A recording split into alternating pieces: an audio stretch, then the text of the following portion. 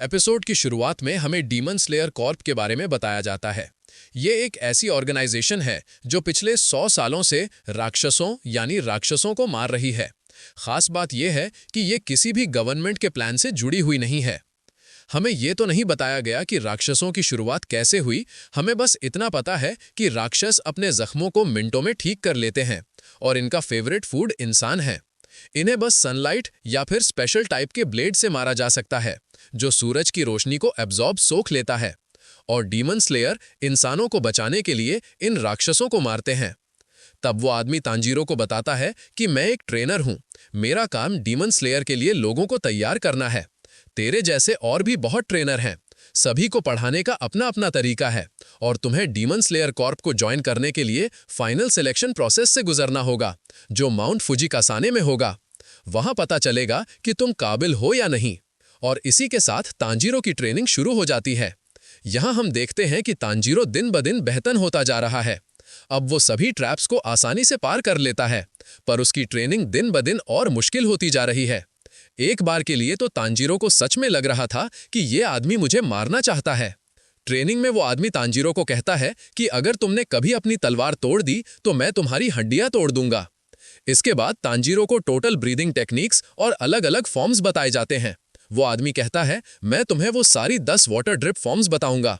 हम प्रैक्टिस करेंगे एक गहरी सांस से, जिससे तुम्हारी बॉडी की नेचुरल हीलिंग पावर बढ़ेगी।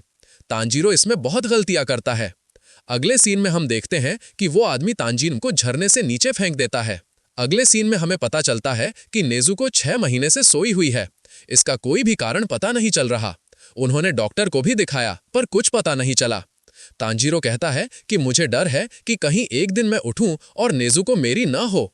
अब 1 साल बीत जाता है और वो आदमी तांजीरो को कहता है, मैंने अब तुम्हें सब कुछ सिखा दिया है। अब जो करना है वो तुमने करना है कि तुम अगले लेवल में जा सकते हो या नहीं। अब वो आदमी तांजीरो को एक बड़े पत्थर के पास लेकर जाता है और कहता है कि अगर तुमने इस पत्थर को 2 हिस्सों में काट दिया तो मैं तुम्हें फाइनल सिलेक्शन में जाने दूंगा। तांजीरो सोचता है कि कोई तलवार इसे 2 हिस्सों में कैसे काट सकती है और वो आदमी हवा में गायब हो जाता है। उस दिन के बाद तांजीरो रोज प्रैक्टिस करने लगता है जो भी उसने सीखा है और उस पत्थर को काटने की कोशिश करता है, पर फिर भी उसे किसी तरह की पूरी सक्सेस हासिल नहीं हो रही। 6 महीने बीत गए पर अभी भी कोई सक्सेस हाथ नहीं लगी। तभी हम देखते हैं कि एक और लड़का वहां आता है और तांजीरो को कहता है, तुम बहुत स्लो हो, कमजोर हो और इमैच्योर हो। मैं ऐसे लड़के को डीमन स्लेयर नहीं मानता। और वो तांजीरो को लड़ने का चैलेंज देता है, मुझे दिखाओ तुमने अब तक क्या सीखा है। तब तांजीरो कहता है, तुम्हें चोट लग जाएगी।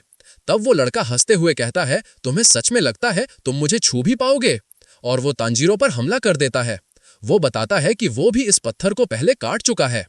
तांजीरो बुरी तरह पिट जाता है और वो लड़का कहता है, तुमने 1.5 साल तक कुछ नहीं सीखा है, तुमने बस चीजों को याद किया है, तुम्हारी बॉडी अभी भी पहले जैसी ही कमजोर है। वो लड़का तांजीरो को बेहोश करके एक लड़की के हवाले करके चला जाता है। अब जब तांजीरो को रात को होश आता है तो वो उस लड़की से पूछता है, क्या तुमने उसे देखा? वो कितना अमेजिंग था, मैं भी उसकी तरह बनना चाहता हूँ। तब वो लड़की कहती है, हाँ जरूर, मैं इसीलिए तो आई हूँ। और वो अपना नाम माकोमो बताती है और उस लड़के का नाम साबितो होता है। अब माकोमो तांजीरो को उसकी गलतियां बताती है और उसे गाइड करती है। हमें यहाँ पता लगता है कि ये दोनों अनाथ थे और उन्हें उसी बूढ़े आदमी ने पाला था। माकोमो कहती है, और भी बहुत सारे बच्चे हैं जो तुम्हें देख रहे हैं।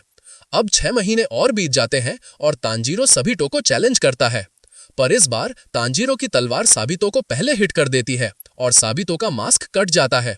ये देखकर वो स्माइल करने लगता है और वे दोनों धुंध में गायब हो जाते हैं। और जैसे ही धुंध हटती है तो तांजीरो देखता है कि उस पत्थर के 2 हिस्से हो चुके हैं और इसी के साथ एपिसोड का अंत हो जाता है। अब एपिसोड नंबर 4 को देखने के लिए आपकी स्क्रीन पर एक वीडियो आ रही होगी, आप उस पर क्लिक करके देख सकते हैं।